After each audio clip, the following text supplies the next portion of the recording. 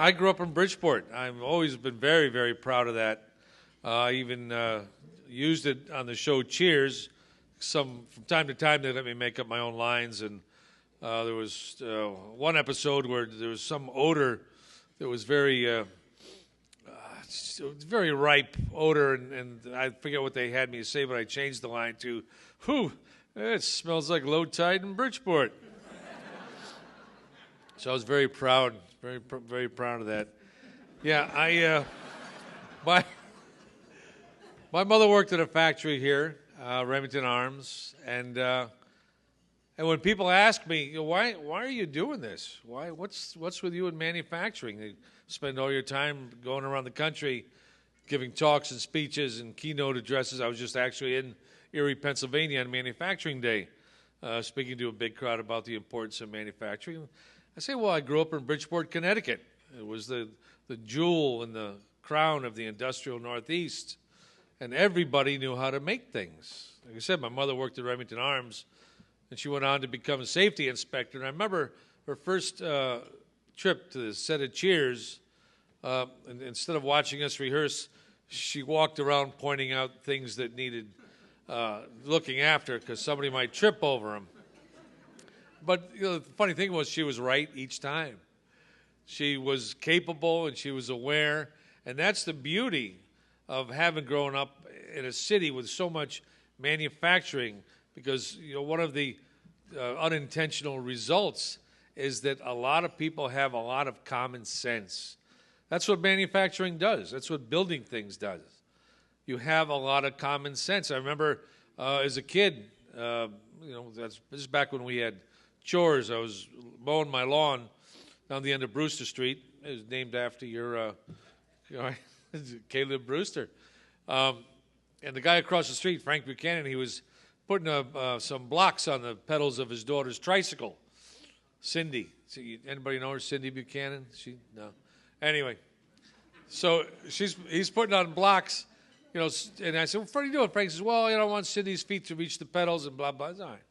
So I'm cutting the lawn and watching him do this. He spent the entire day. It was hardwood, I remember he was using, and drilling it and insetting the bolts and shearing things off and putting rubber surfaces on it.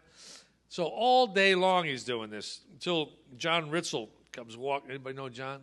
No. John, old fella, worked at the boatyard down the end of the road. He come down and he's smoking his pipe. He looks down at Frank, is watching him, and finally says, "What are you doing, Frank?" So Frank explained. I was putting the blocks on so Cindy's feet could reach the pedals and blah, blah, blah. He nodded and he said, "Why don't you just lower the seat?" Then, of course, it's common sense, but that's the beauty of growing up in this town. First, nobody takes prisoners, You know exactly how people stand instantly. Not like Hollywood. You could know somebody for 30 years, and you're still not quite sure whether they like you or not. Bridgeport's 30 seconds. You're there. You're either there or you're not there. And that's what I love about this town.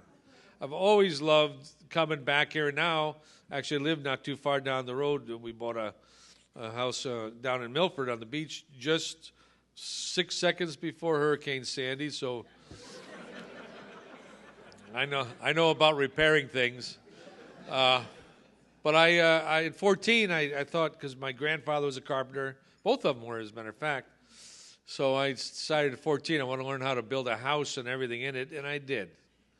I learned how to build a house and everything in it. And I remember one time my first real apartment, this was in London. I lived overseas for 10 years, and I built my own sofa, and it was ugly, but boy, was it comfortable. And you couldn't move the thing with a forklift. I built it right there in the living room, and I was so proud of it.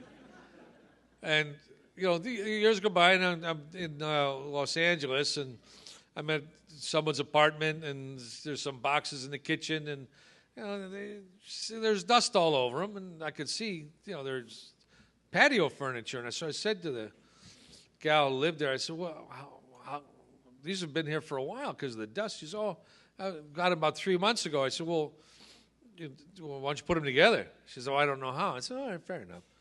And I said, what about your friends? You must know a lot of guys. And, oh, yeah, I know, people and my girlfriends, boyfriends, and husbands, and nobody knows how to do this. So I took my jacket off, and I got a butter knife from her thing, and I assembled them within 30 minutes. She thought I was Merlin. But to me, growing up in Bridgeport, of course, everybody knows how to do that. And then the more traveling I did, I realized, no, they don't. And there's less and less of them out there. And that's why your program, Doctor, at Housatonic, is so important. Because that's our real strength when you think of it. The strength of America is you. And that's the other reason I do this, because I love this country so deeply. Again, I lived overseas for 10 years, and I viewed America from afar, and I knew that the rest of the world was at relative peace because of our strength. And our strength is manufacturing. Manufacturing is to America what spinach is to Popeye. That's our strength. Nobody messes with us because of you people in the room. Ray Pompano, 50 years with Sargent, right? I visited there. What were you making that day, Ray? I don't remember. Were you on a Bridgeport machine? He was on a lathe. A Monarch lathe. I always call them Bridgeports. My uncle helped build the Bridgeport machines. That's where they worked. So again, growing up here, Thanksgiving, we'd be sitting at the table, and my uncles would be talking about tolerances of 1/20,000th of an inch, like the fate of Western civilization depended on it. And I'm not a 10-year-old kid, so my job is to make fun of them, and I did. But then the older I got, I realized they were absolutely right. The fate of Western civilization depends on someone's ability to hone something down to 1/20,000th of an inch, or someone's ability to put a nut and a bolt together. More importantly, someone who has the ability to make that nut and the bolt. That's what civilization is. It's the ability to throw a switch and the light goes on. You turn the faucet and the water comes out. And what we've done in this country, in my business, certainly in the media, we've denigrated the plumber and the bricklayer and the machinist, the lathe operator, which drives me nuts every time I see it depicted in a film.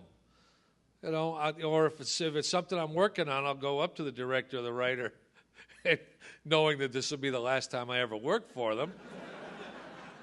I said, if it wasn't for these people, you wouldn't be making a film. Someone's got to make that camera. Someone's got to grind that lens down so it's so fine it takes a wonderful picture that goes up on the screen. You can't do what you do unless they do what they do. And I'm never explained. I said, look, if every actor or everybody in Hollywood that is in the media disappears tomorrow, our families will be very sad, but that's about it. Everything else is going to go on as it always has. But if manufacturing disappeared, or if all the plumbers didn't bother to show up, or carpenters or bricklayers, civilization grinds to a halt. Actors and sports celebrities, for some reason, we listen to their opinions, which is another thing. Why anyone who would listen to Sean Penn is beyond me. Hey, great,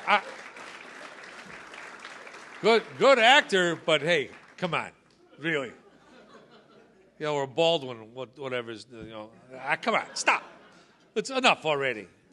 So my dream, my hope, is that we'll pass a law that one day it'll be in the Constitution where if you want to hold office in this country, I don't care if it's dog catcher, sheriff, librarian, governor, mayor, or the president of the United States, you must be required to assemble a coffee table from IKEA.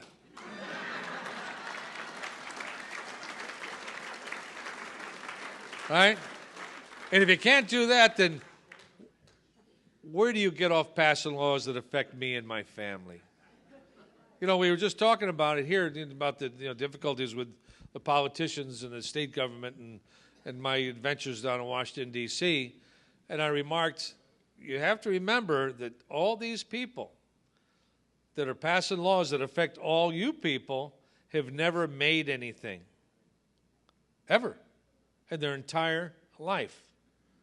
Now, when we were kids, we used to, the bicycle chain breaks, we'd fix it ourselves, or build a tree house, fall out of the tree, break our arm. It was kind of like our job description. Say, I got a broken arm, and you were kind of proud of it. But you learn not to use finishing nails to make the ladder that climbed up the tree. Right? There's a reason. Oh, yeah, okay, now I got, well, you did get it. You know, no one had to spell it out for you after that. But you learned. And that's what's missing now, because don't forget, this country was founded by farmers who knew how to do everything. In fact, I had the opportunity to have dinner with the retired commandant of West Point. So these are the kind of people I hang around with because I'm a star after all. And I asked him, I said, where do the best officers come from? Without skipping a beat, he said, farms. I said, because they're always problem solving every single day from when they're very young. And that was the key, when they're very young. If you go through history, Leonardo da Vinci, Gutenberg, Benjamin Franklin, Thomas Edison, Steve Jobs, they all started and became who they became from when they were very young. Thomas Edison, he only had 3 months of formal education, and his teacher deemed him as uneducatable and sent him home because you can't teach this kid. That was Thomas Edison. And so he went and hung around a shipyard there in Lake Erie and started helping the guys doing this and that and putting things together and figuring things out. Leonardo da Vinci was an illegitimate child. Grew up in some poor little farm, and people pretty much ignored him. But that's how he became Leonardo da Vinci. So the fact we let our kids now play video games all day long, don't let them go outside, we're stealing our future. We took away shop classes, we took away home ec classes 30 years ago, and it was my fault because I was at Woodstock. I helped build the stage as a carpenter, and I could have ended it there. But once they came in, took control of the media, the legal system, the educational system, that's where it all went south. And again, it was my fault. I'm sorry. If I had known, it'd be a different world. But again, we took that away from kids. So kids now, I remember when we built something in school. This is 7th, 8th grade. Hey, do I get the hook now, Dan? You want to show you? No. Yeah. Okay, I'm sorry. Because Dan said you only have 10 minutes. I said, yeah, sure. I'm going for an hour. Strap in. So we would build things, and remember, people here, I know you had that experience. Remember how proud you were going home, and you had this triple round end shelf, or you had a pipe holder or a cigar ashtray for your dad, but something you made with your own hands, and that was really self-esteem. But now, again, people out of the 60s came in and say, well, we have to reward them and tell them how great they are every day, and they get trophies for doing nothing. Now, I remember, going to Little League and, 8, 9 years old, and if you weren't any good, the coach would look at you and say, yeah, you stink. Thanks, Coach. Let's go sit over there, huh? No, go home. Okay, I'm home. So, but the opportunity then presented itself. I got to handle an emotional crisis at a very young age. We don't do that with kids anymore. And I sit on the board of a university in the West Coast, and one of the discussions was how ill-prepared kids now are in college emotionally, and there's a high, depression. One girl, she had to go to psychotherapy because her roommate called her a bitch. That was it. You know, if she'd grown up in Bridgeport, she would have punched her in the nose. All right? End of problem. There's no big deal. But she had to go into psychotherapy. Two other roommates called the police because they saw a mouse in their room. This is going on all over the country because they were raised with having trophies for doing everything, and they've never had to make anything. They've never had the joy of building anything. So that's why I was hoping Bill would still be here, maybe in his last few weeks, Bill Finch, maybe in the last few weeks of his reign, he can reinstate shop classes, get it under the radar, and that'll be half the problem gone. Because by the time they get to you, come to your facilities, you want them to know how to read a ruler. You want them to know the difference between a pair of channel locks and a ball-peen hammer. Well, they don't, and you know that. You know they come out of high school without knowing how to read a ruler. But again, you know, then they become legislators, and the problem begins all over again. Again, I just want to apologize. It was Woodstock that did it. But I want to congratulate everybody. And Dan, thank you for all your hard work. And Barbara and Carl, you know, for starting this off. But once again, when I travel the country, I see the beginnings of what could be a renaissance. But it's really important that we get kids using tools again. Get them in some kind of situation or go into the school system and wrest control from the hippies and reinstate shop classes. Because every day, every time I put something together, I say a prayer for Mr. Banny, Bill Banny. Anybody ever have him in shop? Did you? Did you? Oh, yeah, over at Whittier. I remember always wanted to do things right because his breath was so bad. He'd lean over your shoulder and go, well, yes, your eyes would be tearing. Oh, please don't come over. So you made sure you did everything right the first time. But, you know, as I went on in life, it wasn't my English literature degree that kept me alive. It was the carpentry skills I learned and I honed in his class over at Whittier School when I was in 7th, 8th grade. So I traveled all over the world and built that philosophy that I taught my kids, said, you know, get yourself a skill that no one can ever take from you, and you'll never have to worry about getting a job. You can go anywhere on the planet as a carpenter, bricklayer, and I guess they listened because just 2 years ago, my son, who also got a degree in English literature, he said, Dad, I'm going to be a plumber. I said, great, then you can pay me back for your college education. You'll be making a ton of go. Anyway, he's 2 years now into the program, and these sweating pipes and the welding things and operating forklifts, and I can hear in his voice he's happier than I've ever heard him because he's become capable, and he knows it, and he's very proud of that. So once again, we can't be giving out trophies for showing up, saying, oh, here, yeah, you can breathe. Here, you get a trophy. You'll get them to do things. As a matter of fact, I had a laugh the other day. I was just moved into some new offices. Phil Kutchma. Phil, you here? Is Phil here? He didn't make it. He didn't? He was supposed to, but he didn't make it. Anyway, Phil's my landlord.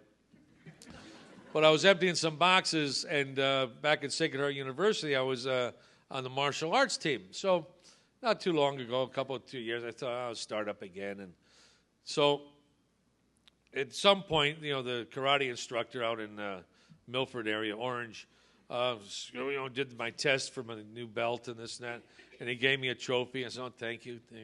And I didn't bother to read it. And then a little time later, he gave me another trophy, and because it's okay.